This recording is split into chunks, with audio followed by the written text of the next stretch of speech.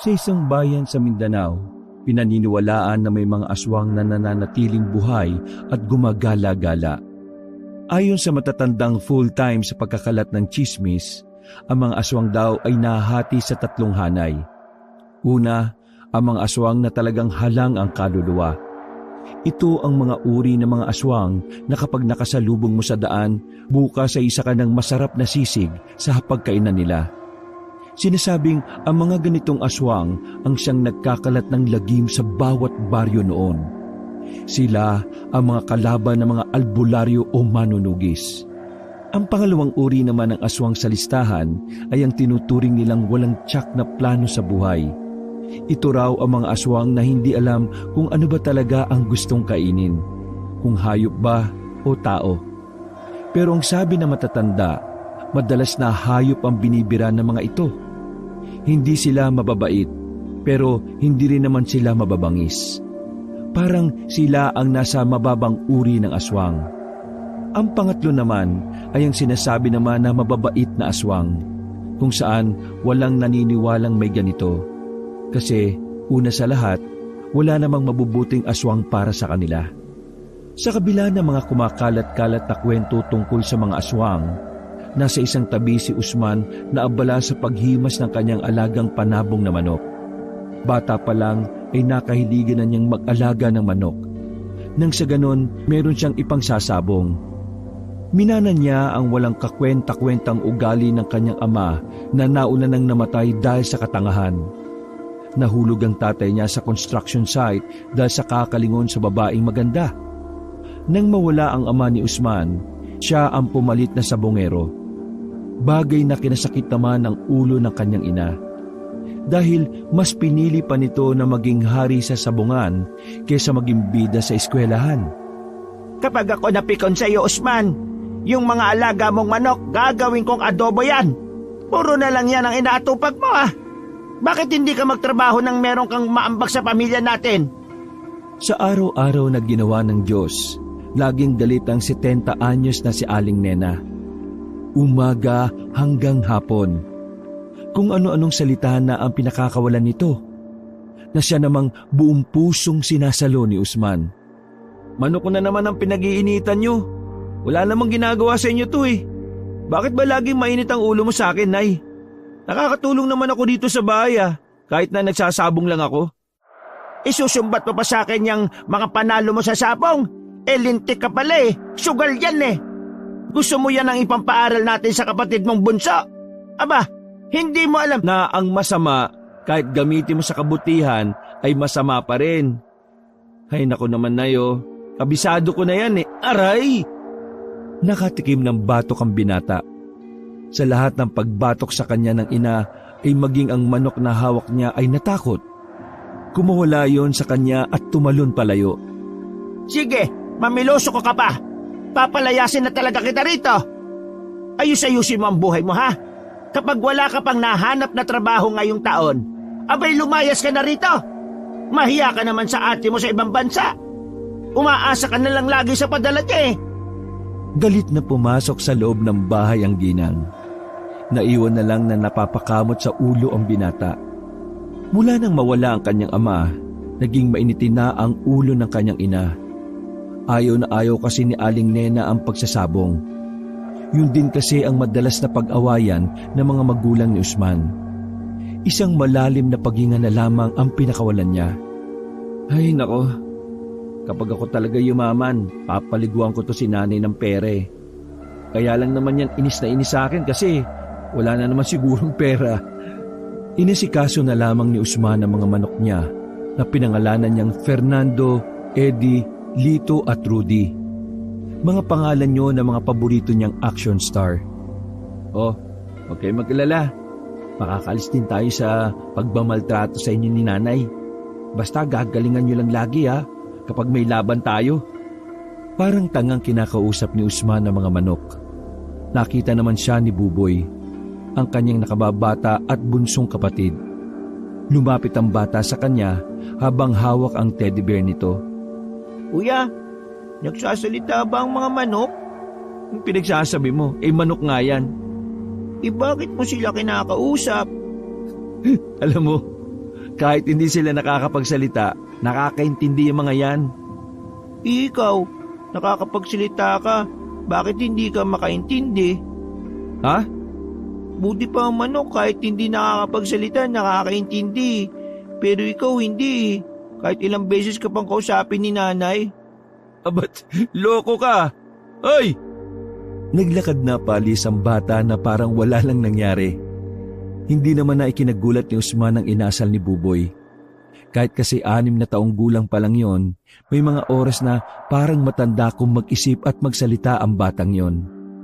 Dahil wala namang sabong nung hapon na yon, dahil sa pag-grade ng mga pulis, pinuntahan na muna ni Usman ang kanyang kaibigan na si Omeng. Ang kaibigan niya na tanging nakakaintindi sa kanya. Dahil pareho silang sabongero na madalas namang umuuwing talunan. Naabutan niyang papalabas pa lang si Omeng ng bakuran nito nang siya'y pumunta doon. Uy! Omeng! Oh, bakit? Saan ka pupunta? Sa sabungan? May alam ka na bang bago? Mukha bang sa sabungan ako pupunta? Tingnan mo nga dala ko. Sungit mo naman. May regla ka yata ngayon eh. Di, pupunta ako sa gubat ngayon. Si ate kasi naglilihi. Gustong kumain ng suha. Akong nautusan na umanap sa gubat eh. Nasan ba yung asawa niya? Nandiyan sa bahay. Kaso nga, naglilihi si ate sa suha na dapat ako raw ang kukuha. Hindi rin raw kakainin kapag iba pumitas eh. Diyos ko naman pambiraan man buhay to talaga Ganyan talaga ang buntis, pre. Naalala ko dati, buntis si mama sa bunso namin eh. Walang ya. Inutusan pa naman si papa na kumuha ng mangga sa bayan, pero dapat yung mangga hugis tatsulok daw. Di ba wala namang ganun? Kaya mula nun, napagtanto ko na minsan nababaliw lang yung mga buntis na yan eh. Anong nababaliw? Ganon talaga sila. Hindi mo yun maintindihan kung hindi ka pa nabubuntis. Bakit? Nabuntis ka na ba? Ay nako, ewan ko sa'yo. Uy, sama ako. Boring eh, walang sabong. Sige, samahan mo ako para may katulong akong kumuha ng suwa. Dahil pareho naman silang walang ginagawa sa buhay, sabay na umalis ang dalawa patungong kagubatan. Kaunting lakaran lang naman ang gubat mula sa kanila, kaya nakarating sila kagad doon. Medyo madilim na ang kanilang dinaraanan, dahil bukod sa mag-aalas 6 na rin naman, makulimlim din ang kalangitan. Wrong timing yata, pre. Mukhang uulan, no? Ayos naman yung mga ulap kanina. Ngayon, nangitim na nung sumama ka. Malas ka talaga siguro, no? Uy, ako pa sinisi mo, ah. Nagpatuloy na lamang sila sa paghawi ng mga nakaharang na halaman. Makalipas lang ng halos 15 minutos, ay nakaramdam na sila ng pagod. Paakyat din kasi ang tinatahak nila. Pero sa mga puntong yon ay wala pa rin silang nakikitang puno ng suha. Hindi ko kasi alam kung saan may suha eh. Ako, lintik kasing buhay to. Tara na, maghanap pa tayo. Gusto ko ring tumikim ng suha eh. Sandali nga lang. Masakit pa tuhod ko eh Hala, ang bata mo pa nirarayuma ka na? Napalibot ng tingin ng dalawa sa kanilang kinalalagyan. Napapaikutan sila ng matataas na puno at kakaiba rin ng mga halaman na naroon. Mga halaman na hindi pamilyar sa kanila. Dahil una sa lahat, wala naman silang alam sa halaman. Pre, alam mo ba yung kwento tungkol sa mga hindi ka panipaniwalang kwento? Ha? Kagaya ng kwento mong nagpatuli ka na noon? Uy, sira ulo. Yung tungkol sa mga aswang. Ay, yang ka na naman. Kakapakinig mo yan sa YouTube channel ni Pamela Clamil eh. Di ba, sabi nila, sa gubat madalas manirahan yung mga aswang. O tapos, anong gagawin? Wala lang. Sinasabi ko lang. Mali mo naman, di ba? May aswang dito. Malabong magkaroon ng aswang sa atin, pre. Gawa-gawa lang ng mga batikang chismosa yan. Alam mo naman na matatanda sa atin, di ba? Chismis ang nagsisilbi nilang oxygen. Kung maka-oxygen naman, parang may alam to sa science eh. Nako, kahit grade 1 lang eh. Alam nga nila yun eh. Buwang ka ba? Sabay na napalingon ang dalawa sa direksyon na nasa harapan nila. Narinig nilang tila may manok doon. Agad na nabuhayan ng dalawa. Dali-dali silang pumunta sa likuran ng malaking puno. Pagdating nila roon, ay tumambad sa kanila ang isang manok na kulay itim. Kinakagat siya ng bayawak sa pakpak. Pre, si Bunso oh, kinakagat ng bayawak. Walang takot ang dalawa na sinipa ang bayawak. Agad namang nakibitaw ang bayawak at gumapang palayo. Pre, may sugat siya. Malamang, kinagat ng bayawak eh. Baliw ka pala. Akin na nga. Kinuha ni Usman ang manok at saka sinuri ang sugat. Kinuha pa ng binata ang flashlight na dala ni Omeng. Hindi naman kalakihan. Pero may lason ba yung bayawak? Hindi ko alam. Ang maganda nating gawin, gamutin na lang natin. Paano? Ayun oh, may daon ng bayabas. Agad na kumuha ng dahon ng bayabas ang dalawa at dinikdik nila. Tinapal nila sa sugat ng manok ang dahon. Pero sa huli, nawalan na rin ng buhay ang kawawang manok. Para mga tangang nag-iiyakan ng dalawa. Ganun nila kamahal ang mga manok kahit hindi naman nila yon pagmamay-ari. Mga ilang sandali lang, biglang kumidlat ng malakas. Sinasabayan pa yun ng kulog. Pagdilat ng dalawa, isang babaeng nagliliwanag ang buong katawan ang nasa harapan nila. Sobrang ganda ng babaeng yon. Mas maputi pa sa ipin nila ang kulay ng babae. Sa isip-isip ni Usman at Omeng, maaring ang babaeng yon ay isang diwata. Napatayo ang dalawa. Dumako naman ang tingin ng babae sa hawak nilang manok na wala ng buhay. Teka, sino ka? Saan ka galing? At paano ka nakarating dyan? Pre, diwata yata to. Sabi nila, ang mga diwata raw nangunguha ng mga lalaki. Huwag kayong mag-alala. Mga gwapo lang ang kinukuha ko. Uy, grabe siya sa amin oh. Sama mo naman. Ang pangalan ko ay Catriona. Catriona? Ang manok na yan. Uy, wala kaming ginawa dyan ha.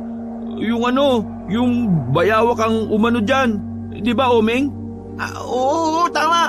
Sasagipin nga sana namin itong manok na to eh. Mabubuhay naman siya dapat kung hindi lang siya namatay eh. Huwag kayong mabahala. Wala akong gagawing masama sa inyo.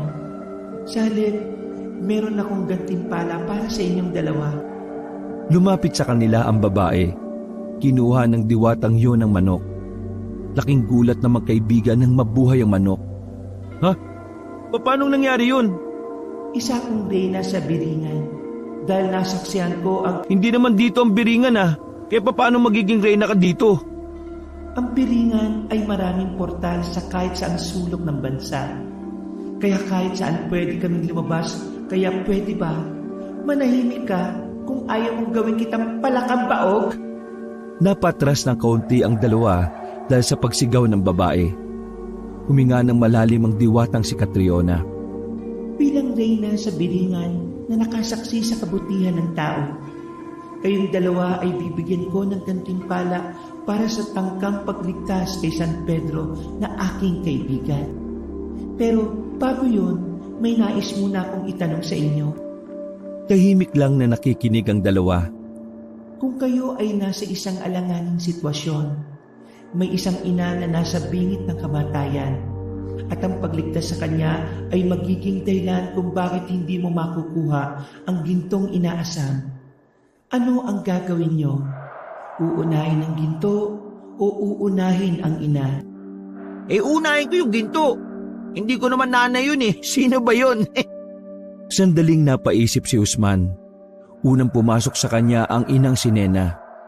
Kahit na madalas na bungangaan siya nito, hindi may tatanggi na mahal niya rin yon. Ako, uunahin ko ang ginto. Nagsalubong ang kilay ng diwata. Isa ka pa? Uunahin mo ang ginto? Dahil ang ginto, para sa akin ay ang aking ina. Ha? Huwag ka na nga magpanggap. Uunahin ko ang ginto dahil naniniwala ko na ang isang ina ay maituturing na ginto. Sinasabi mo na ang ina ang uunahin mo? Ang ginto. Ano ba talaga? Ano bang isang ina para sa isang anak? Di ba ginto na may tuturing ang ina? Ginto ang uunahin mo. Ang ina dahil ginto rin siya para sa akin. Pre, pinagugulo mo yung usapan eh. Bakit ba magulong kausap ang mga tao? Nakakainis. Wala na akong oras. Dahil ikaw ay may magandang sagot, ipagkakaloob ko sa iyo ang espadang ito. Kumidlat na naman ng malakas. Pagdilat ng dalawa, wala na ang babae sa harapan nila. Pero may naiwan na makapal na espada sa lupa. Hindi makapaniwala ang dalawa sa nakikita nila. Sinampal-sampal pa ng dalawang sarili para lamang alamin kung yun ba ay isang panaginip. Pero hindi. Ang lahat ng mga nangyari sa mga oras na yon ay parte ng realidad. Pre, espada ba talaga yan? Tingnan mo, oh. Ang ganda ng disenyo eh. Hahawakan na sana ni Oming ang espada nang bigla siyang napaso doon. Aray, lintik. Bakit mainit? Usman, ikaw nga umawak. Sa'yo binigay yan eh. Nag-aalangan ang binata. Napapalunok pa siya ng laway habang dahan-dahang nilapit ang kamay sa hawakan ng espada. Pagkahawak niya ay wala naman siyang naramdaman. Hindi siya napaso o ano paman. Pre, ikaw nga may-ari niyan. Ikaw lang nakakahawak eh. Langya, anong gagawin ko rito? Yan, di mo alam. Kung sana hindi mo sinayang yung oras ng Reyna ng taga-Biringan eh. E di sana may kasama pang paliwanag yan. Totoo ba talagang reyna ng Biringan yun? Totoo ba talagang diwata yun? Aba, ewan ko. Masuring tiningnan ni Usman ang espada. Detalyado ang disenyo. May mga ukit doon na parang isang eksena. May mga tao na may mga kalabang parang halimaw ang nasa disenyo. Hindi kaya magiging tagapagligtas ka? Sira ulo. Hindi ko nga mailigtas yung manok ko kay mama eh. Tapos magiging tagapagligtas pa ako. Tinusok ni Usman ang espada sa lupa. Hindi mo ba kukunin yan? Sayang naman. Kung makita ni mama sa bahay yan, baka sabihin na nababaliw na ako. Napailing na lamang si Omeng. Nanghihinayang siya sa espadang yon. Dahil ayaw namang dalhin yun ni Usman, kumuha na lang siya ng tali sa bag. Sinukbit niya ang tali sa hawakan ng espada at hinila na lang niya. Dadaling ko na lang kung ayaw mo. Hindi mo naman mahahawakan yan eh. Ayos lang. Ang malaga, dala ko. Nagpatuloy sa paglalakad ang dalawa. Halos mangalay si Omeng kakahila sa espada. Mabigat kasi yon. Sa tansya ni Omeng, 5 kilo ang bigat nun. Pero kung buhatin yun ni Usman, ay parang wala pa yung 1 kilo. Maya-maya pa ay napatigil ang dalawa sa paglalakad. Isang lalaki kasi ang nakita nilang kumakain ng baka sa gilid ng puno. Mas lalo pang kinilabutan ng dalawa nang makita ang mukha ng taong yon. Grabe. Anong klaseng tao yan? Pre, hindi kaya aswang yan? Ha? Aswang? Tumigil sa paglapa ng baka ang lalaki. Tumayo yun at tumingin sa kanila. Kitang-kita nila ang nanlilisik nitong mga mata dahil sa lakas ng ilaw na kanilang dala. Teka, isusunod yata tayo. Anong gagawin natin, uy? Unang nilundagan ng aswang ang binatang si Omeng. Pumaibabaw yun sa kanya. Hindi naman nagsayang ng oras si Usman. Sinipa niya ang mukha ng lalaki. Nang hindi yung tablan, ay inulit niya ang sipa. Dinoble niya pa ang lakas. Napaatras ang aswang. Humangil ito na parang simbolo ng namumuo nitong galit. Sa hindi malamang dahilan, dumako ang tingin ni Usman sa espadang nasa lupa. Kinuha niya yon. Nabigla naman si Omeng nang hawakan niya lang yon ng isang kamay. Bibigatan? Mas pabigat ka pa sa pamilya nyo kaysa sa espadang ito eh. Wow! Sa iyo pa galing yun, ha? Hindi na nakapagsalita si Usman nang muling lumusob ang aswang sa kanila. Pero hinagupit ni Usman ng espada ang aswang. Tinamaan yun sa katawan. Mula sa hita hanggang sa kaliwang balikat. Agad na bumagsak ang aswang. Walang ano-ano ay unti-unti yung naging abo. Uy! Ang nga, pre! Ang galing mo! Hindi talaga pangkaraniwan niyang espada na yan, pre! Maging si Usman ay gulat din sa nagawa niya. Hindi niya kasi inaasahan na kakayanin niyang pumatay ng isang aswang. Nagtataka siyang nakatingin sa espada. Nanlalaki ang mga mata at hindi makapaniwala. Itong espadang to, ayoko nito. Binitiwan ni Usman ang espada at naglakad palayo. Agad naman siyang sinundan ni Oming para pigilan. Uy, siraulo ka ba? Nakita mo naman kung anong kayang gawin ng espada. Napatay mo yung aswang oh. Pare, ikaw ang papatay sa mga aswang kung sakaling marami nun dito sa probinsya natin. Naku, ayaw ko ng responsibilidad, no? Gusto ko lang maging sabungero. Ay, tanga ka talaga. Gusto mo matuwa sa'yo yung nanay mo, di ba? Eto ni pagkakataon mo. Ayaw ko nga. Sakit lang sa ulo yan. Kung alam ko lang na mag-iinarte ka ng ganyan di sana inayos ko na lang yung sagot ko para ako na yung pinili ng diwata. Sinayang mo yung pagkakataon na patunayan sa nanay mo na hindi ka walang kwenta. Puro ka sabong. Oo, masaya ang sabong. Pero pre, hindi habang buhay may sabong. Kailangan nating humanap ng ibang paraan na may magandang dulot naman sa iba. Sa'yo talaga galing yung mga salitang yan, ha? Oo, ako kasi may plano sa buhay. Balo ka na magtrabaho sa susunod na buwan. Tapos ikaw, wala kang balak. Ito na nga yung sign para sa'yo para baguhin mo yung buhay mo Ang dali-dali lang magsalita kasi wala ka sa kalagayan ko Doon ka na. Maghanap ka ng suha ang mag-isa mo. Wala, napakaingot mo talaga.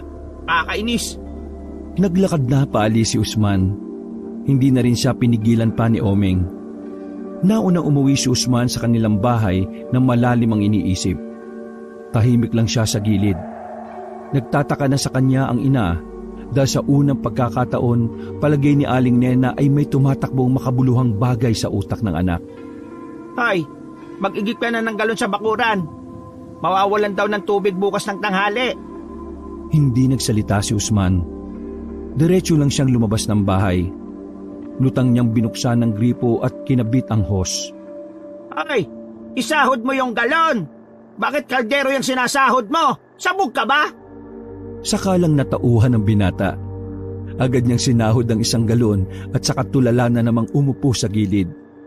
Sa kalagitnaan ng kanyang pagmumuni-muni, dumating ang batang si Buboy. Hawak-hawak nito ang isang itim na libro. Huminto ang bata sa tapat ni Usman. Ayos ko lang, kuya. Nag-iisip ako, huwag kang magulo. Kumagana? Ang ano? Utak mo. Ay, doon ka na nga. Buwisit talaga to. Biro lang, kuya. Baka kasi may problema ka kaya pinapatawa lang kita. Huminga ng malalim si Usman. Napansin nito ang hawak-hawak na libro ng bata. Nagbabasa ka na naman ng libro na ganyan, ha? Di ba sabi ni ate, huwag kang magbabasa ng ganyan? Wala naman si ate dito Ano ba yan? Libro. Tungkol nga saan yung binabasa mo. Alam ko libro yan. Tungkol sa mga aswang, kuya. Naniniwala ka ba sa mga aswang? Natuon na naman ang atensyon ng binata sa aswang. Bumalik sa kanyang alaala ang bawat detalye kung papaano niyang napatay ang aswang sa gubat.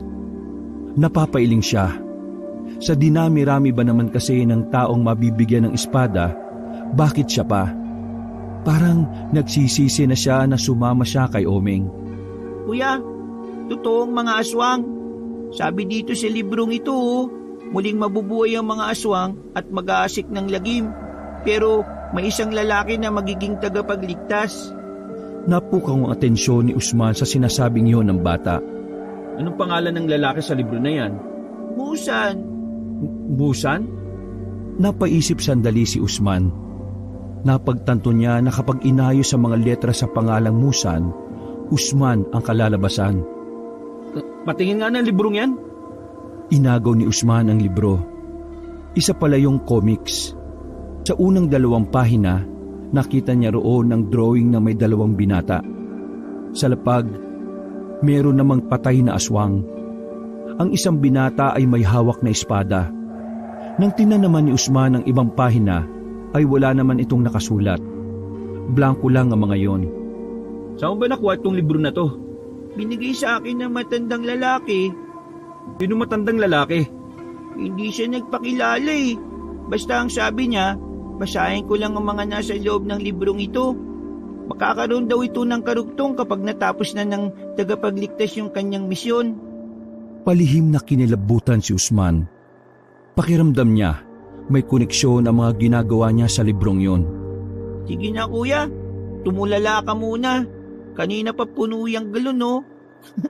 Bye-bye. Napailing na lamang si Usman. Hindi naging maganda ang gabing yon para kay Usman. Kahit na umuulan at malamig ang panahon, hindi pa rin siya makatulog. Iniisip niya pa rin ang mga nangyari. Para kasi sa kanya ay napakamahiwaga ng mga sandaling nasa gubat sila. Ayaw ni Usman na maging tagapagligtas. Nasanay kasi siyang hindi umaako ng responsibilidad. Pinakaayaw niya kasing gawin ay ang isipin ng ibang tao na hindi naman niya kapamilya. Ay, kainis. Kung alam ko lang na ganito mangyayari, ginto na lang din sana yung pinili ko. Bumaba si Usman sa kanilang maliit na sala. Nakita niya roon nagising pa ang kanyang ina. Sa hindi maipaliwanag na dahilan, nakaramdam siya ng awa kay Aling Nena. Mula nang mawala ang kanilang ama, batid niyang walang araw na hindi nalulungkot ang kanilang ina. Napangiti si Usman ng bahagya. Napagtanto niya na kahit madalas siyang binubungangaan ng ginang, nararamdaman pa rin niya ang pagmamahal nito sa kanilang magkakapatid. Pero ginto pa rin ang pipiliin niya sakaling tanungin ulit siya ng diwata. Bakit gising ka pa?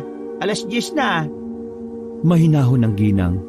Marahil may nakuha na siguro itong perang padala ng panganay na anak na nasa ibang bansa. Hindi ako makatulog na eh. Umupo si Usman sa katre na kaharap ng kanyang ina. Bakit? May gumugulo ba sa utak mo? Meron na eh. Ay, kawawa ka naman. Sabong na nga lang ang nasa utak mo, may gumugulo pa. Nanahimik sandali si Usman. Bumelo siya sa gustong itanong sa kanyang ina. Nay, may gusto sana akong itanong eh. Oo, nakuha ko na yung padala ng ate mo. Yung ba'y tatanong mo? Ay, hindi po, Nay. Ano? Nay, naniniwala ka ba sa aswang? Napatigil ang kanyang ina sa pagtatahi. Tumingin ito sa kanya ng seryoso pa rin ang muka. Hindi naman inaswang ang mga manok mo, di ba? Bakit mo tinatanong yan? Naisip ko lang, Nay. Totoo ang mga aswang, Usman. Yung mga kwento ng matatanda rito, hindi lang sa chismis. Totoo yon. Paanong naging totoo? Totoo, tunay. Maraming nakapagpatunay nun eh. Lalo na yung mga magsasaka dati nung ate mo palang ang anak namin ng papa mo. Maraming aswang dito dati. Pero ang sabi, unti-unti silang umalis mula nang dumami na rin ang mga tao. Nakakita ka na ba ng aswang, Nay? Hindi pa. Pero nakaramdam na ako. Inaswang din ako noon dati nung buntis ako sa ate ninyo. Teka, bakit ka ba interesado? Nakakita ka na ba ng aswang? Nagdalawang isip si Usman kung sasabihin ba niya sa ina ang nangyari. Nababahala kasi siya na baka matakot ito kapag nalaman din ang kanyang ginawa. Hindi, Nay. Na-curious lang ako kasi may nabasa akong comic sa palengke. Nako, delikado ang mga aswang, Usman. Kumakain daw sila ng tao. Kaya kapag nakakita ka ng gano'n, abay, tumakbo ka na lang. Ay, sige na. Ay, matutulog na ako. Matulog ka na rin kapag inaantok ka na, ha? At yung pinto, iikandado mo ng maayos. Naglakad na rin paakyat ng hagdan ng ginang. Napangiti na lamang si Usman. Yung kasi ang unang pagkakataon na hindi tungkol sa pagsasabong niya ang kanilang napag-usapan. Napasandal na lamang si Usman sa dingding. Pero maya-maya lang, may biglang may kumatok ng malakas sa kanilang pinto. Malakas din ang ulan noon kaya walang ideya si Usman kung sino yon. Grabe, pambihira naman. Sama na ng panahon, may mga uutang pa kay nanay. Pagbukas niya ng pintuan, bumungad sa kanya ang mahaba at makapal na espada. Nanlaki ang mata ni Usman. Nabahala siya na baka makita yun ng kanyang ina at kapatid. Napansin niya ang tali na nakasabit pa sa hawakan ng espada. Dahil doon, ay alam na niya agad kung sino ang nagdala nun. Wisit ka talaga, Oming, oh. Walang nagawa si Usman. Kinuha niya ang espada at tumakbo siya sa garden nila sa likod ng bahay. Naganap si Usman na maaring pagtaguan ng espadang yon, pero masyado itong mahaba at malapad. Walang kahit na anong kahon ng pagkakasyahan nito. Kaya ang ginawa niya, kahit na lumalakas pa ang ulan, ay nagukay siya sa kanilang garden. May bubong naman ang kanilang garden kaya hindi lahat ng parte noon ay nababasa. Yan, diyan ka na muna. Visit na oming yun ah. Nakahinga ng maluwag ang binata, pero hindi pa rin natatapos ang problema niya. Hindi naman kasi kalaliman ang pinagbaunan niya ng espada. Kinabukasan ng umaga ay maagang umalis ang ina ni Usman. Naiwan silang dalawa ni Buboy. Tulala na naman si Usman sa mga pagkakataong yun. Hindi mawala-wala sa isipan niya ang panaginip. Nakita niya sa kanyang panaginip ang diwatang si Catriona. Sinasabi nito sa kanya na gamitin ang espada sa kabutihan. At nagbabala rin ng diwata na may mga paparating na masasamang nilalang para maghasik ng kadiliman. Gulong-gulo na ang utak ni Usman. Hindi niya alam kung papatulan niya na ba ang sinasabi ng diwata at ang pamimilit sa kanya ni Omeng. Pero nag-aalangan pa rin siya. Hindi na lang din kasi sarili niya ang kanyang iniisip. Patid niyang kapag pinanindigan na niya ang pagiging tagapagligtas, maaaring madamay rin ang kanyang ina at kapatid. Dali-dali niyang hinukay ang kanilang garden. Kinuha niya ang espada. Binalot niya yun sa kumot at habang kakaunti pa lang ang tao sa labas, tumakbo siya patungo sa kagubatan. Doon siya nagukay ng mas malalim at mas mahaba. Pero habang ginagawa niya ang paghukay, may matandang lalaki na puti na rin ang buhok ang huminto sa kanya. Nagtataka si Usman kung papaano may matandang napadpad doon, gayong mataas ang parting yun at lubang nakakapagod akyatin. Sino ka? Sinundan mo ba ako? Ngumiti ang matanda at umupo sa malaking bato na nasa gilid ni Usman. Ako si Tandang Selo. Ako ang nagbabantay sa kagubatan na ito. Nagbabantay? Oo. Kaya alam ko rin kung ano ang nasa loob ng kumot na yan. Gusto mo sa'yo na lang. Ayaw ko niyan eh. Tumayo ang binata at takmang aalis na sana. Pero nagsalita si Lolo Selo na labis na nakasagi ng pride ni Usman. Kang duwag! Anong sabi mo? Tunay nga ang sinabi ng nakababata mong kapatid. Duwag ka sa responsibilidad. Ikaw ba'y matandang nagbigay sa kanya ng libro na may 2 page lang ang laman? Tumango-tango ang matanda habang may ngiti pa rin sa mukha nito. Kilala ko ang diwatang si Catriona. Reyna siya sa kanilang kaharian. Maswerte ka dahil nakita niya ang pagiging busilak ng puso mo kahit puro kasabong. Magkakilala kayo ng diwatang yon? Dati na rin niya akong ginantimpalaan. Ginamit ko ang gantimpala niya sa kabutihan. O di, ikaw na lang gumawa ng pinapagawa niya. Bakit ako pa? Dahil sa henerasyong ito, ikaw lang ang pinakakarapat dapat. Ayaw ko pa rin, no? Pero alam mo na totoong may mga aswang. Nakita ko ang ginawa mo. Huwag kang magkaila. Umiling-iling si Usman. Huwag mo nang hintayin na pamilya mo na mismo ang direktang ginambala ng aswang. Tapos wala kang magawa. Dahil tinanggihan mo ang misyon. Pagkatapos noon ay naglakad na ang matanda palayo. Nag-iwan ng palaisipan sa utak ni Usman ang huling sinabi ng matanda sa kanya. Ganun pa man, tinuloy pa rin niya ang paghukay. Hanggang sa binaon nga niya ang espada sa lupang yon. Anong tagapagligtas? Bibigyan niyo pa ako ng problema eh. Pagbalik ni Usman sa kanilang bahay ay naabutan niyang nag-aabang si Oming sa kanilang bakuran. Gumunguya pa yun ng tinapay. Inis niyang nilapitan ng kaibigan. Kung talaga sira ulo ka rin eh, no? Bakit mo dinala rito yung espada? Kung nakita ni nanay yun, di budget na naman ako. Sayang kasi. Di sana ikaw na lang. Kung pwede lang. Bakit ka ba nandito? Alam kong wala ka namang pakialam eh. Pero pre, kagabi pala, bukod dun sa aswang na napatay mo, may isa pang aswang na namataan sa nyugan. Alam mo naman na wala akong pakialam eh. Bakit sinasabi mo pa? Tek lang kasi. Alam mo ba kung bakit ko sinasabi to? O ano? Para alam mo. Buwisit ka, umalis ka na nga! Tinulak niya si Oming palabas ng kanilang bakuran. Pumasok na lamang si Usman sa loob ng kanilang bahay at naabutan niya ang librong itim sa ibabaw ng lamesa. Muli niyang tiningnan ang nilalaman ng libro. 2 pahina pa rin ang merong laman. Ang mga natitirang pahina ay nananatiling blanko pa rin. Buboy! Agad na bumaba ang bata mula sa 2 palapag.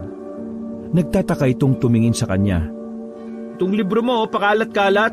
Baka mamaya gawin panggatong to ni nanay eh. Wag, wala pa ngang kadugtong eh. Gusto ko sa birthday ko may kadugtong na ito. Mangarap ka na lang. Umiiling-iling ang binata nang umakyat na lang din ito sa 2 palapag.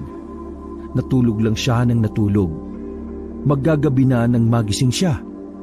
Ang una niyang inatupag ay ang kanyang mga manok. Nung hapon na yon ay naisipan na lang kasi niyang magsabong.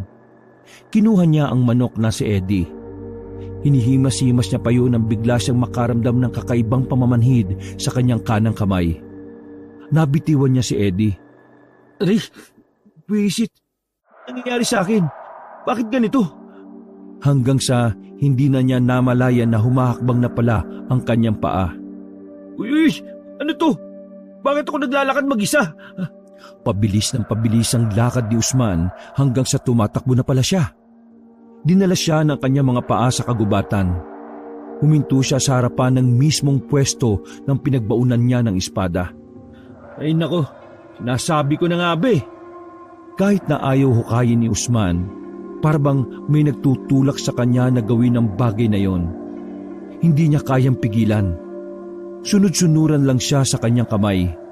Natagpuan na lamang niya ang sarili na binubungkal na ang pinaglibingan niya ng espada.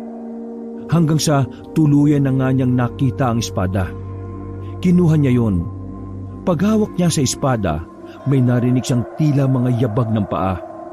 Nagtago siya nang maramdamang may paparating. Mga ilang sandali lang, nakita na niya ang isang lalaki na gutay-gutay ang kanyang suot. Madungis at mahaba ang buhok. Sa itsura pa lang ng lalaki, alam na niyang aswang yon. Lumingon-lingon ang aswang sa paligid na parabang hinahanap si Usman.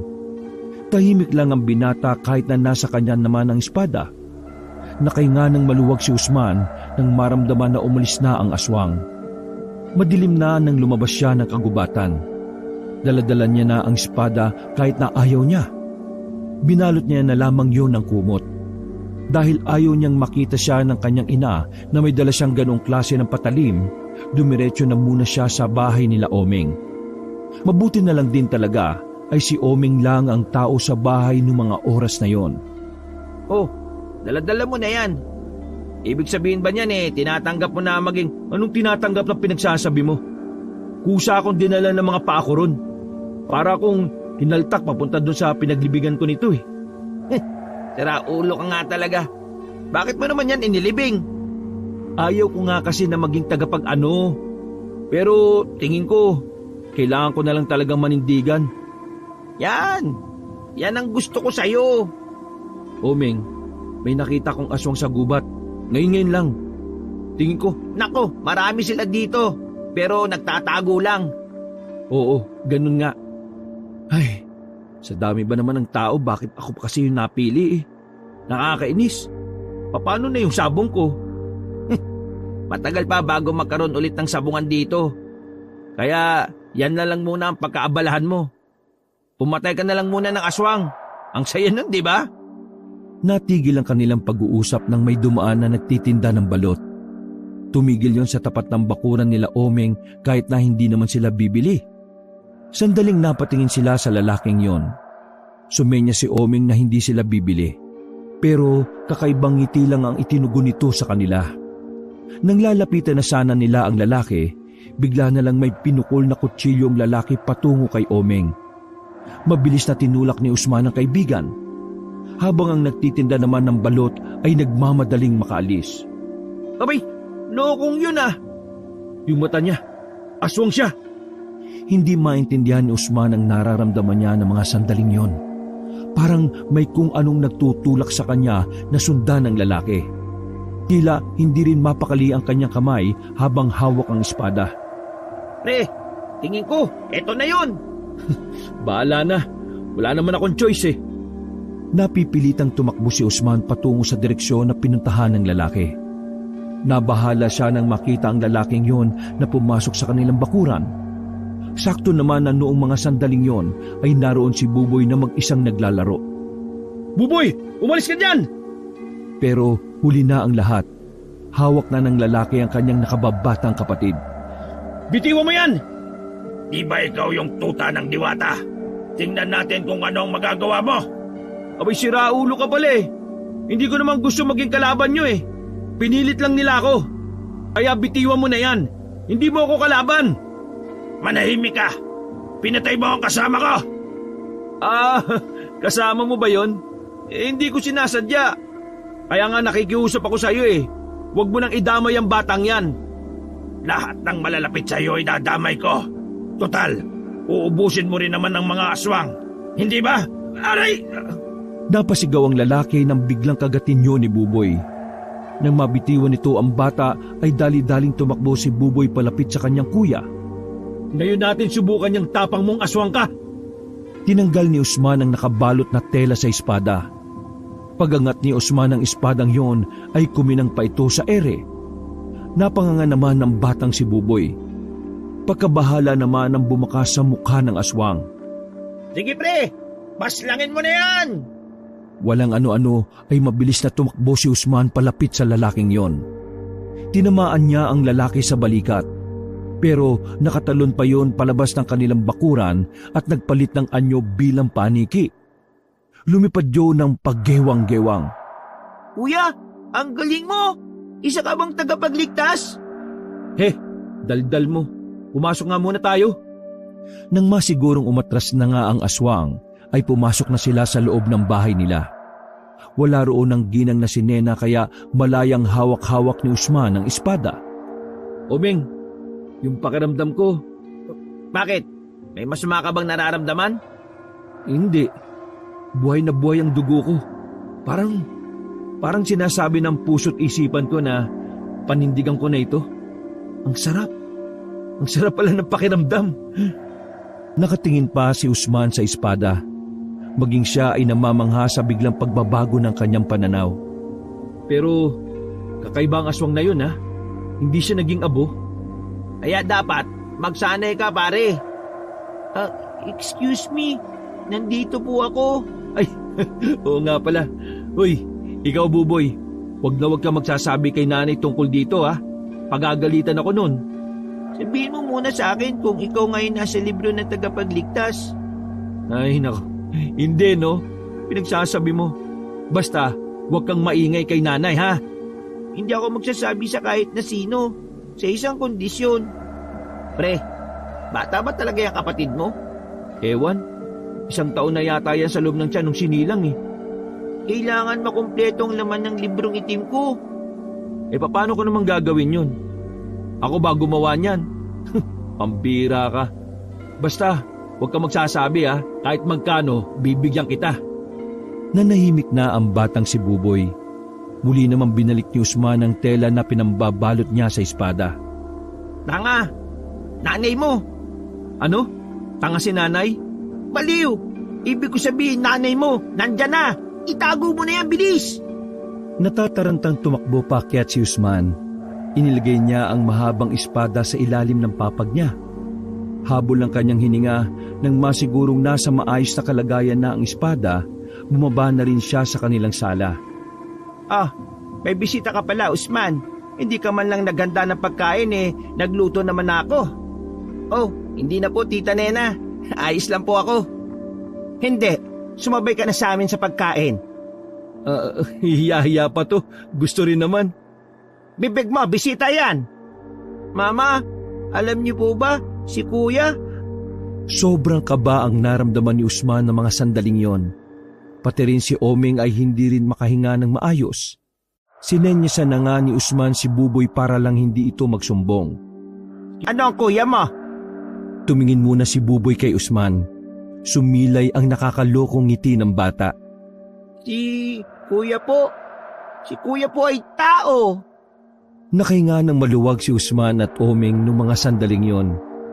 Sabay-sabay na lamang silang kumain. Sa parehong gabi, nagtungo si Usman at Oming sa kagubatan para hanapin ang matandang nakita ni Usman. Medyo kabado silang dalawa dahil alam nilang maaaring may nakasulubong silang aswang. Bawat lakad nila ay palingon-lingon sila sa likuran at sa gilid-gilid. Oh, nandito na tayo. Nasaan na yung matanda? Hintayin na lang natin. Sabi niya, tagabantay siya ng kagubatan eh. Wala ka bang alam na pantawag para lumabas siya kaagad? Wala eh. Pero subukan ko kayang... Ako ba ang inyong hinahanap? Nagulat ang dalawa nang marinig ang tinig na yon. Dali-dali silang humarap. Oo, hinahanap nga ho kita. Tamang-tama. Maliwanag ang buwan. Masarap pag-usapan ng mga bagay-bagay. Umupo ang matanda sa malaking bato. Tinukod nito ang tungkod sa lupa at naghimas-himas ng kanyang balbas. Ano ang gusto mong malaman? Nandito ko para sabihing tinatanggap ko na ang misyon. Alam ko na ang dahilan. Oo na, tama ka na. Ngayon, sabihin niyo sa akin, paano ko lalabanan ng mga aswang? Hindi pa ako marunong gumamit ng espada eh. Tamang-tama. Sasanayin na kita dahil nalaman ko na kung saan ang mga lungga nila. Ano? Handa ka na ba? Ngayon na ba tayo magsasanay? Oh, hindi pwedeng bukas. Hindi pwedeng sa susunod na mga araw. Sa loob lang ng magdamag na ito, dapat matuto ka.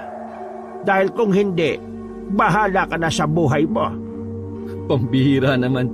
Kayo itong pumilit sa akin na maging tagapag-ano ninyo eh. Tapos mabadaliin niyo ako. Yaman na pre, ayos lang yan.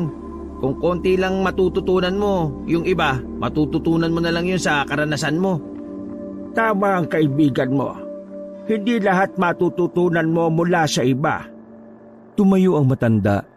Nagulat na lang bigla si Usman nang hagupitin siya ng tungkod nito. Mabuti na lang ay mabilis na naisalag ni Usman ang malapad na espada. Uy, teka! Sa tunay na laban, walang teka-teka.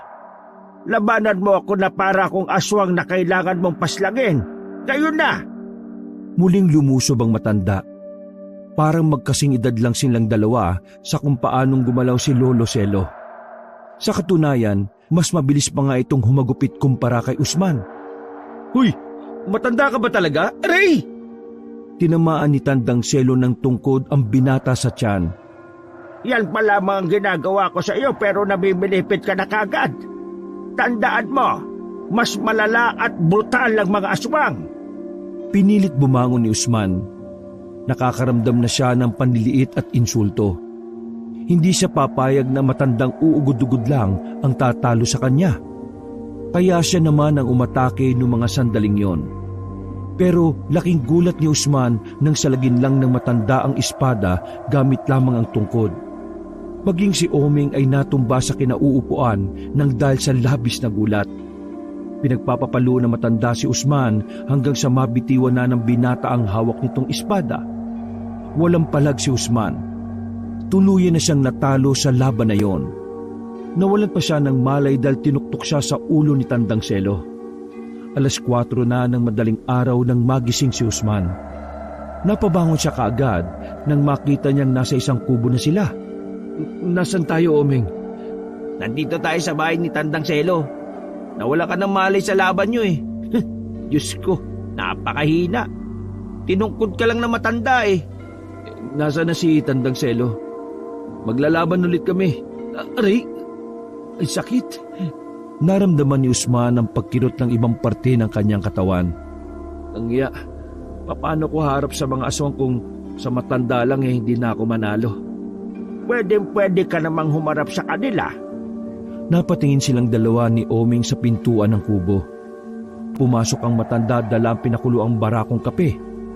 Hindi mo naman na kailangan magsanay. Kaya nga ikaw ang napili ni Catriona eh. Kasi alam niyang may natatago kang talento sa pakikipaglaban. Para saan pa yung ginawa natin? Wala. Sinaktan lang kita para masanay ang katawan mo sa sakit. Gustuhin man ni Usman na gumanti pero masakit pa ang buo niyang katawan.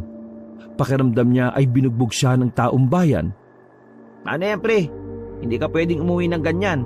Mayayari ka sa nanay mo. Ito kasing matandang to eh. Lakas ng trip eh. Huwag ka mag-alala. Mamaya ay lalagyan kita ng mga gamot para mawala ang iba mong nararamdaman. Dahil kinabukasan ng gabi, sasabihin ko sa iyo kung saan mo makikita ang mga lungga nila. Biglang sumeryoso si Usman noong mga sandaling yon. Sigurado ka ba na kaya ko talagang lumaban? Magtiwala ka sa sarili mo, Usman. Tiwala lang. Teka, tungkol sa libro, totoo ba na kung ano yung mangyayari sa akin, madudugtong dun sa libro na ibinigay mo sa kapatid ko? O nga, kaya kung gusto mong magandang kwento ang mabasa ng kapatid mo, abay, ipanalo mo ang laban na ito. Sa totoo lang, wala naman akong malalim na dahilan para lumaban eh. Wala namang kasalanan sa akin ng mga aswang eh. Pero gagawin ko na lang ang makakaya ko para makabuo ng magandang kwento. Huwag ka mag-alala, pre. Kapag ikaw namatay, ako nang bahala sa kape at biskwit. Doon na nagpalipas ng oras ang binatang si Usman. Si Oming lang ang umuwi para sabihin kay Aling Nena na may pinuntahan si Usman. Naiwang mag-isa si Usman sa kubo. Umalis din kasi ang matandang si Selo. Sinamantala na niya ang halos buong maghapon para sanayin ang kanyang sarili. Hindi na rin kasi masakit ang katawan niya noon, kaya kahit na papaano ay nakakakilos na siya. Hapon na makabalik si Tandang Selo. May dala itong kasuotan na siya namang pinasuot nito kay Usman. Yan, sinuot ko nung kabataan ko yan. Yan din ang sinuot ko nung unang kinalaban ko ang mga aswang sa kapis. Nilaban mo ba ito? Siyempre naman, mas mabango pa yan sa kilikili mo. Nilabas ni Tandang Selo ang isang papel. Binigay yun na matanda sa binata. Nang basahin yun ni Usman ay nakita niya ang mga lugar na nakasulat doon. Ang mga lugar na yan ay lunggaan nila. Ngayong gabi, pwede mo na silang isa-isahin. Tumangon na lamang si Usman. Bumalik na muna siya sa kanilang baryo. Palihim niyang pinagmasdan mula sa labas ang kanyang kapatid at ina. Bumuntong hininga si Usman. Inisip niya na lang din na ang gagawin niya ay para protektahan din ang kanyang pamilya. Dinaanan niya si Oming. Si Oming kasi ang magsisilbi niyang kanang kamay. Gusto rin naman ni Oming na maging alalay ni Usman. Tuwang-tuwa kasi ito sa tuwing nakikitang tinataga ni Usman ang espada sa mga aswang. Ano, handa ka na ba? Ayos na ako. Ikaw ba? Hindi na ba masakit yung katawan mo? Medyo masakit pa rin pero konti na lang. Excited na ako. Ang saya nito. Anong masaya? Papanganib yung gagawin natin, no? Tara na nga. Sinimulan na ng dalawa ang maglakad. Sumakay sila ng jeep. Yung ibang pasahero ay napapatingin kay Usman dahil sa pagiging abala ng espada sa espasyo. Pakita mo kaya sa kanila yan para hindi na tumingin. Siniko na lamang ni Usman ang kanyang kaibigan. Makalipas lang ng ilang sandali ay nakarating na rin sila sa isang barangay. Ayon sa unang lugar na nakasulat sa papel, may isang pamilya ang aswang na naninirahan sa barangay na yon.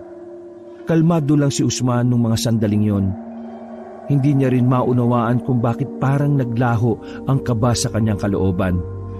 Nang marating na nila ang tapat ng bahay ay inihanda na ni Usman ang kanyang sarili. Omeng, lumayo ka ng konti. Lumapit si Usman sa pintuan. Kinatok niya yon at saka muling dumistansya. Mga ilang sandali lang, lumabas na mula sa loob ang isang ginang. Sa unang tingin pa lang nila Usman, ramdam na kagad nila na aswang ang nasa loob ng pamamahay na yon. Magandang gabi.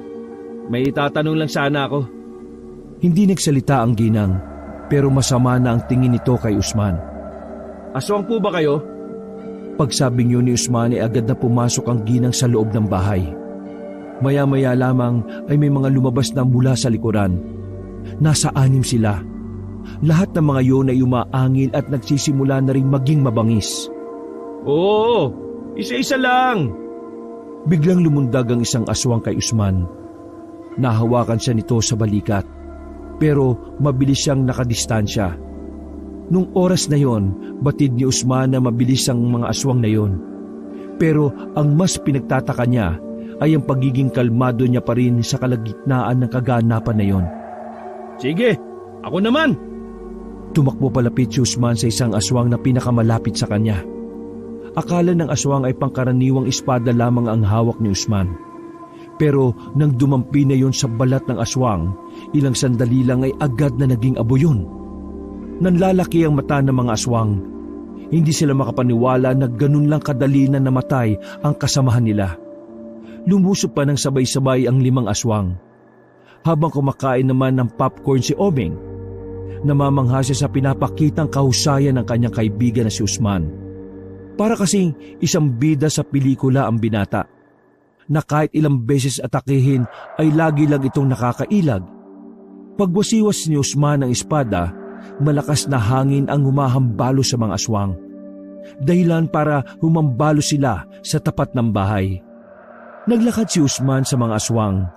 Tinaga niya agad ang haligi ng tahanan ng mga aswang na yon. Naging abo yun kagaya ng nauna. Naggalit ang mga natitirang aswang. Tumayo ang mga yon at balak na si Omeng ang lusubin. Buti na lang mabilis na nakabalik si Usman patungo sa kaibigan. Nakayuko niyang naitarak ang espada sa isang aswang. Paghugot naman niya ng espada ay sa kanya binira ang isa sa gilid. 2 na lang ang natitira. Ang ina at ang isang lalaki na mukhang panganay. Hindi niya matutuloy ang binabalak niyong panggugulo sa payapang buhay ng mga tao. Mas lalong nagbago ng anyo ang ginang. Mas sumaba pa ang nguso nito at ang mga kuko. Pero bago pa man matapos ang pagpapalit niya ng anyo, tinaga na yun ni Usman. Lalaban pa sana ang lalaki pero yun ang huling nakatikim ng espada. Naging abo ang lahat ng mga aswang na naroon. Hindi man lang nahirapan si Usman. Napapangiti na lang siya dahil nagawa niyang talunin ang mga yon. Tara na, Omeng. Pumunta na tayo sa pangalawang lungga. Astig mo talaga. Sabi naman sa iyo magandang madudulot sa iyo ng espadang yan Sayang, ako na lang sana para nararanasan ko rin pumaslang ng aswang. Huwag ka muna magsaya, Omeng. Nagsisimula pa lang tayo. Wala pa tayo sa nakakasabik na parte ng kaganapang ito, no? Bago sila umalis, nakita nila ang ibang tao na nakakita sa nangyari. Lahat ng yon ay nagtataka. Mabuti na lang at may kadiliman sa parting yon. Kaya naman kampante si Usman na walang nakakakilala sa kanila. Malapit lang ang pangalawang lungga na nasa listahan. Mula sa pinanggalingan nila ay halos 10 minutong lakaran lang. Sa pangalawang sagupaan, mas marami ng aswang ang nakatapat ni Usman. Pero kagaya ng nauna, ginawa niya lang abo ang mga aswang na naroon. Isa-isang pinuntahan ni Usman ang mga lungga ng mga aswang. Walang kahirap-hirap niyang pinagpapapatay ang mga naabutan niyang aswang. Hindi man lang nakasugat sa kanya ang kanyang mga nakalaban. Isang patunay lamang yon na siya talaga ang karapat-dapat para sa espada. Omeng, maganda ka. Sa huling lungga na pupunta natin, naroon na ang mambabalot na aswang. Base kay Tandang Selo, yun daw ang pinakamalakas sa lahat Kaya kailangan natin magdoble ingat. Huwag nating mamalitin ang kalaban. Baka sa mukha ni Omeng ang namumuong kaba. Hindi na kasi biro ang susunod nilang pupuntahan. Ang huling lungga ay hindi na pangkaraniwang aswang ang mga naroon. Lumipas lang ang ilang sandali, narating na rin nila ang isang malaking bahay pero makaluma. Maliwanag sa labas dahil sa dami ng ilaw. Sa pagmamasid ni Usman, alam niya na hindi sila basta-basta makakapasok sa bahay. Kaya kailangan nilang mag-isip ng magandang paraan. Tayo bang mapalabas yung 2 bantay na yon? Oo, akong bahala dyan. O mag-iingat ka hindi tangay ang mga yan. Nagmamadaling lumapit si Omeng sa tapat ng malaking gate. Lalapit pa lang siya ay sinalubong na ito ng 2 lalaking payat. Magandang gabi po. Pwede pong makita Hindi sumagot ang 2 lalaki. Nakatingin lang yon sa kanya. Samantalang si Usman naman ay palihim na lumalapit sa kanila. Ayaw nyo? Kumuha ng bato sa gilid si Omeng at binato ang isang lalaki. Tinamaan yun sa muka Tatakbo na sana pali si Omeng nang mabilis siya nitong nahabol. Nahawakan siya ng lalaki sa damit. Akmang kakagatin nito si Omeng pero bigla na lang lumitaw si Usman. Hinagupit nito ng espada ang aswang. Pagkatapos, pinukol naman ni Usman ang espada patungo naman sa direksyon ng isa pang bantay. Bilis, tara! Ayos! Pumasok na sila sa loob ng malaking bahay. Tahimik, nakakakaba ang pagiging kalmado ng paligid. Para bang walang tao sa loob. Pero hindi naging kampante ang dalawa. Lalapit na sana sila sa main door ng bahay nang biglang may mga palasong tumusok sa pader. Agad na hinawi ni Usman si Omeng at yumuko silang dalawa. Nagtago sila sa sasakyan na nakaparada sa garahe. Langya pre, namamana sila. Ano gagawin natin? Kailangan ko lang makalapit. Dito ka lang. Sigurado ko ba sa gagawin mo? Baka mamatay ka naman. Wala na akong kasama pa uwi ha. Kumalma ka lang. Huwag kang OA, no? Kalmadong tumayo si Usman sa tapat ng main door. Nakikiramdam lang siya sa gilid. Mga ilang sandali lang, may tumalon na malapit sa kanya na isang lalaki. May hawak din yun na espada. Nagtama ang kanilang mga armas. Mas mabilis ang ginagawang pagkilos ng aswang na yun.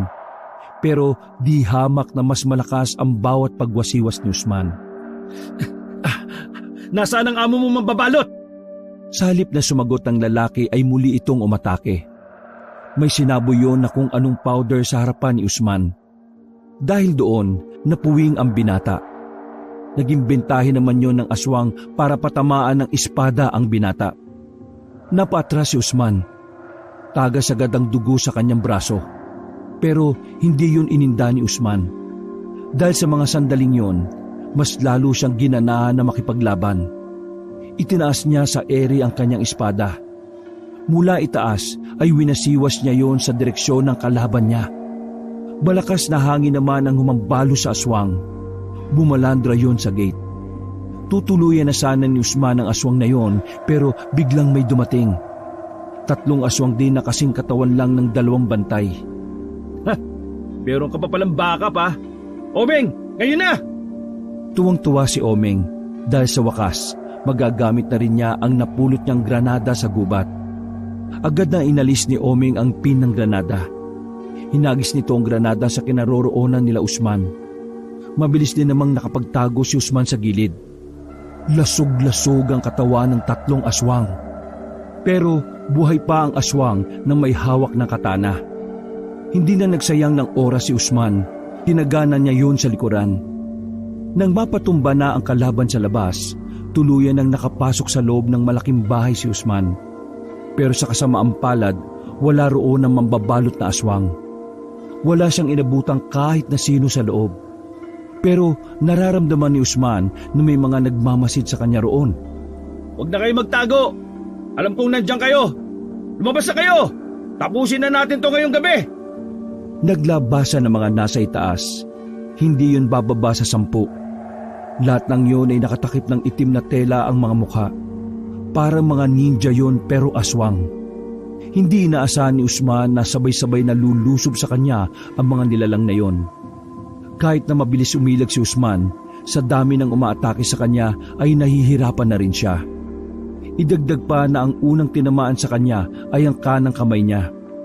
Ganun pa man, hindi niya pa rin binibitiwan ang espada.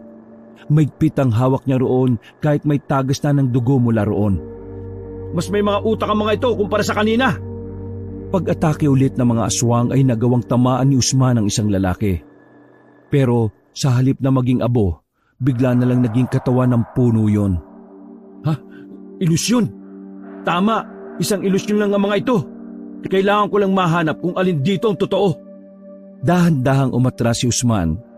Habang paabante naman ng mga aswang, sinusuri ni Usman ang mga yon kung alin ang naiiba. Pero lahat ng yon ay magkakapareho talaga. Muli, bumwelo si Usman.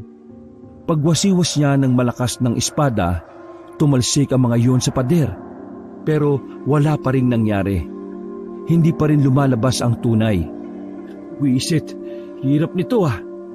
Sugutan na si Usman ng mga sandaling yon, pero hindi siya maaaring sumuko. Sa kanya nakasalalay ang kaligtasan ng maraming tao sa kanilang baryo. Kapag natalo siya roon, maaring pagharian ng mga aswang ang kanilang lugar. Isip! Usman, mag-isip ka! Umataking muli ang mga aswang. Pinagkakakalmot siya ng mga yon. Sa puntong yon ay hirap na rin siyang makailag. Pero nang mapatingin siya sa main door, nakita niyang naroon na si Omeng. Baliw ka! Bakit ka pa pumunta rito? Napalingon ang mga nilalang kay Omeng. Naglabas lang si Omeng ng isang tali ng bawang. Napatigil ang mga aswang na yon sa paglapit. Napansin ni Usman na isa sa mga magkakapareho na yon ang tila na ilang. Parang dumistansya siya na makita ang bawang. Agad na sumilay ang ngiti sa mukha ni Usman. Alam na niya ang kanyang gagawin. Pinahirapan mo pa ako ha. Takot ka naman pala sa bawang eh. Muling tinukod ni Usman ang espada at tumayo ng medyo hingal. Buong lakas siyang tumapak sa lamesa at tumakbo papunta sa isang aswang sa dulo. Tinaga niya ang aswang na yon sa dibdib. Pagkabagsak ng aswang, naging katawan na ng punong kahoy ang iba pang aswang. Tinanggal ni Usman ang takip sa mukha ng lalaki. Sumusuka na yon ang dugo. Ano? Sabi mo sa akin, nasaan ang pinakaamo ninyo? Wala, huli ka na. Wala na siya rito. Alam mo ba kung nasaan siya? Pinuntahan niya ang kapatid at ang ina mo. Nagtayuan ang balahibo ni Usman at nanlamig siya bigla. Sa galit ay muli niyang tinaga ang aswang na yon. Kailangan natin makabalik sa baryo. Nasa panganib ang buhay ni nanay at ni Buboy. Ha? Eh di ba may nilagay naman tayong pangontra sa bahay niyo? Basta, bilis na! Kahit iika-ika na, ay tumakbo pa rin sila paalis. Nang may mapadaan na tricycle ay agad nilang itong pinara. Baliwala na para kay Usman ang mga sugat na kanyang tinamo. Ang tumatakbo lamang sa kanyang isipan ay ang kaligtasan ng kanyang ina at ng kanyang kapatid. Mabilis naman ang biyahe, kaya ilang minuto lang ay nakabalik na sila sa baryo. Karipas nilang tinahak ang bahay nila Usman. Pagdating nila roon, may mga tao na sa tapat ng kanilang bakuran. Naku, Usman, ang mama mo at si Buboy, kinuha sila ng mga lalaki. Nako, kawawa naman ang bata. Nanlumo si Usman, parang gumuho ang mundo niya noong mga sandaling yon. Pagpasok niya ng kanilang bahay ay may nakita siyang sulat na nasa lamesa. Nang basahin niya yon ay nalaman niyang ang mambabalot na aswang ang dumukot sa kanyang ina at kapatid. Pinapapunta siya nito sa isang liblib na bundok na hindi rin naman kalayuan. Ano pre? Lalakad ako mag-isa. Huwag ka nang sasama ha. Sa ganyan lagay mo? Ano, baliw ka na ba? Hindi ako pwede magsama. Isa pa, mapapahamak ka rin dahil hindi basta-basta aswang ang mga naroon. Pero, Huwag ka nang makulit. Usapang pamilya na to. Labas ka na rito. at hindi ako parte ng pamilya nyo matapos ang lahat ng nangyari? Ganyan ka ba talaga kamanid, Usman? Ano ba? Puro ka drama. Dito ka lang. Kung ano man ang mangyari sa akin, tanggapin mo na lang. O sige na. Tinapik ni Usman sa balikat ang kanyang kaibigan. Naglakad na rin siya paalis at nagmamadaling marating kagad ang gubat. Mahaba-haba ang kanyang lalakarin kaya binilisan na niya ang kanyang paglalakbay. At makalipas nga ng halos 2 oras na paglalakad, nakita na niya ang isang barangay sa ibabaw ng bundok. Hindi pa man nakakalapit ang binata, nararamdaman na niyang puro aswang ang mga naroon. Huminga siya ng malalim. Diwatang Catriona, gabayan mo sana ako. Pakiusap. At Diyos ko, Panginoon, kayo na pong bahala sa amin. Kayo na pong bahala sa amin ng nanay ko at ng kapatid ko. Lakas loob na lumapit si Usman sa barangay. Bungad pa lang ay hinaring na siya ng mga aswang. Maya-maya lang ay dumating na rin ang aswang na mambabalot. Hila-hila naman ng mga kalalakihan ang ginang at bata na pareho nakatakip ang bibig. Tingnan mo nga naman, isang modernong mandirigma ang naririto. Isang binatang nauto ni Tandang Selo.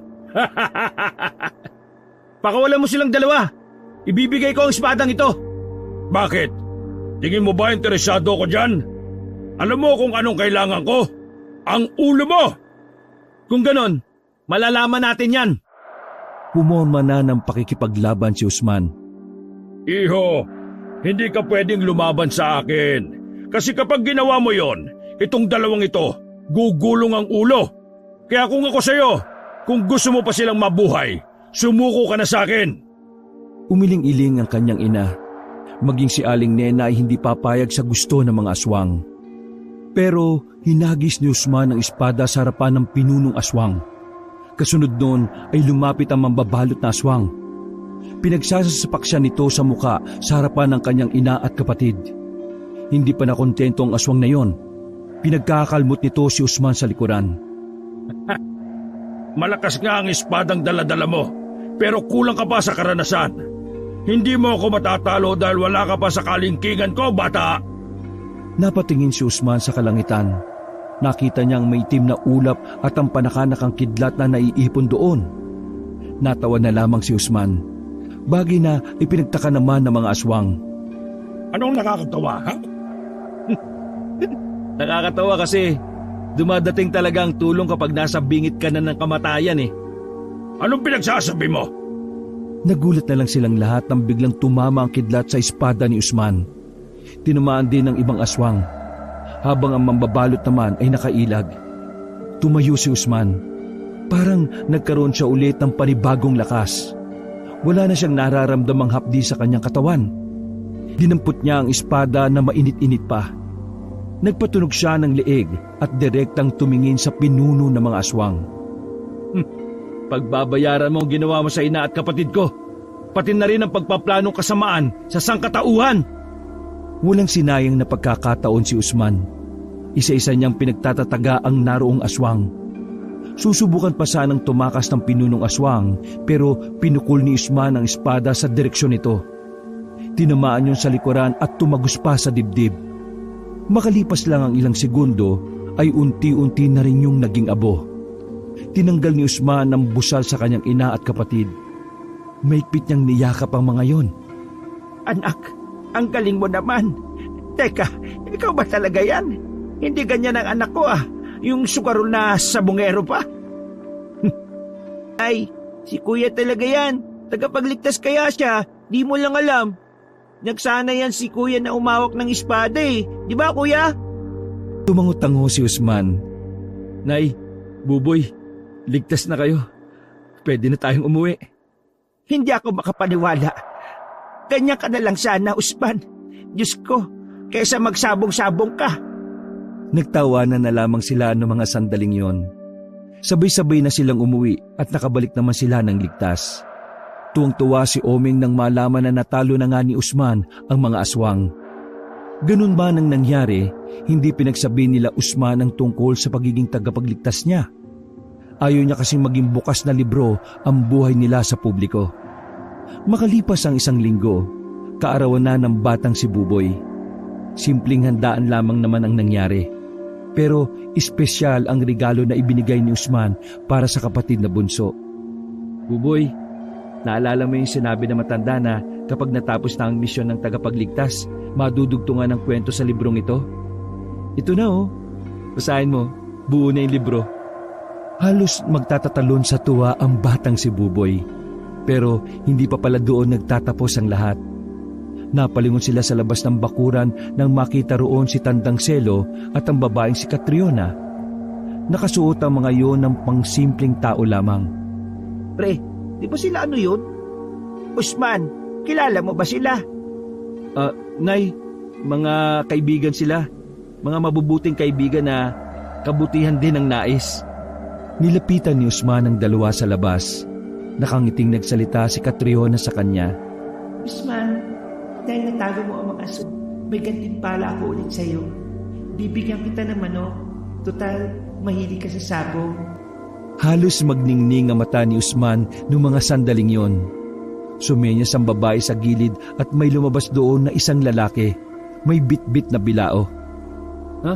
Ano yan? Manok, pero nilitsyon. Tumawa ng malakas sa matanda at ang babaeng si Catriona. Naglakad na rin ang dalawang yon palayo habang napapakamot na lamang sa ulo si Usman. Sa huli ay isang malapad na ngiti na lamang din ang naisukli niya. Habang papalayo ang dalawa ay kumakaway pa si Usman. Nagpapasalamat siya dahil sa tulong nila. Nalaman ni Usman na may mas makabuluhan pa pala kesa sa sabong. At yun ay ang ipagtanggol ng kabutihan ang mga tao laban sa kasamaan. Wakas. Hello mga ka-KB, mga ka-abangers. Sabi nga nila, ano daw, bagong tawag sa atin, hindi na mga ka-KB, mga kabangers, mga kabanong abangers, kabangers. So ito na naman po ang inyong kabanong, no. Nako, meron po akong good news sa inyo. So meron po tayong panibago na naman pong channel, no, kasi talagang gusto namin patuloy kayo na bigyan ng mga iba't ibang magagandang kwento, mapa-horror man yan o mapa-aswang, no. So gusto po namin na makapagbigay sa inyo ng patuloy at walang sawang entertainment. So para pag kunwari tapos na po ninyo akong pakinggan at marami pa kayong ginagawa at gusto niyo pa rin pong makinig na mga kwentong mga kababalaghan, meron naman po tayong isa na naman pong bagong channel. Ito po ka-Team KB po natin.